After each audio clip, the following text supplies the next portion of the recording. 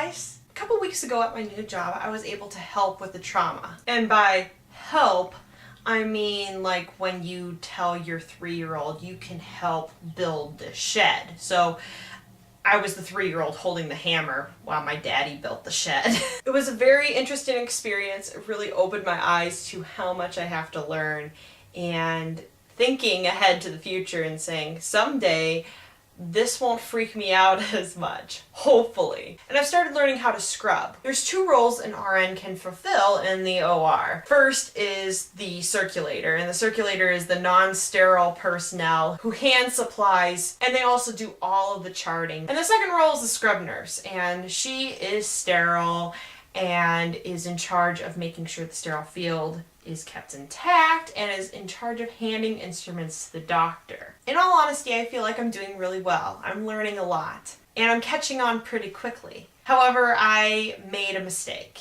and it was one of those near miss mistakes, and it was because I was very nervous. Anyway, long story short, afterwards the scrub who was training me said to not take what the doctor said to me very personally. If you know anything about me, I do not take criticism very well at all. I really take it to heart. I know there's research out there, I wasn't able to find it, but it's something that for every criticism or negative comment that you receive, you need to receive 3 positive comments or compliments in order to replace the negative feelings that are associated with that criticism. And sometimes I feel like I need more than that. My love language is words of affirmation, so when somebody says something negative to me, it just shatters me. A couple weeks ago, I was leading worship, and somebody said, "Your voice is fantastic. I love it. I can sense your energy on stage. It's so great. But your guitar, man, if you can invest into something, you really need to invest into a better guitar." What this guy didn't realize was that I spent $4,000 on the guitar that I was playing. And then it made me think, well, maybe he's criticizing my playing ability. I've always seen myself as a guitarist, more of a singer. Why is he saying I'm such a better singer than a guitarist? I completely ignored the compliment that he gave me of that he felt that I was such an engaging worship leader. I can't hear any other compliments.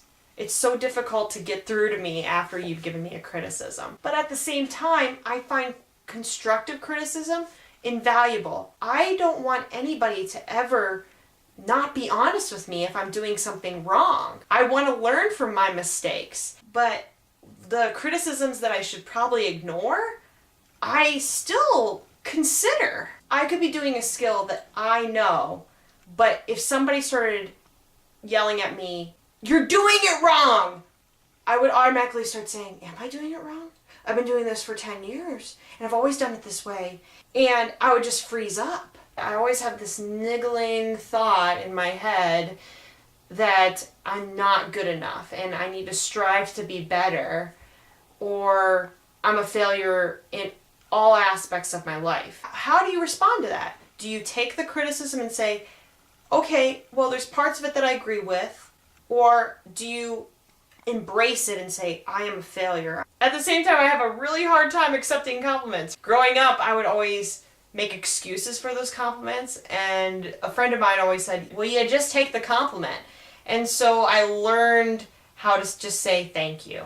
So anyway, I don't know if this video was helpful at all, but I just wanted to talk about it because it was on my mind and it happened today, and I'm sort of venting and all that stuff. So anyway, I'll see you tomorrow. Bye.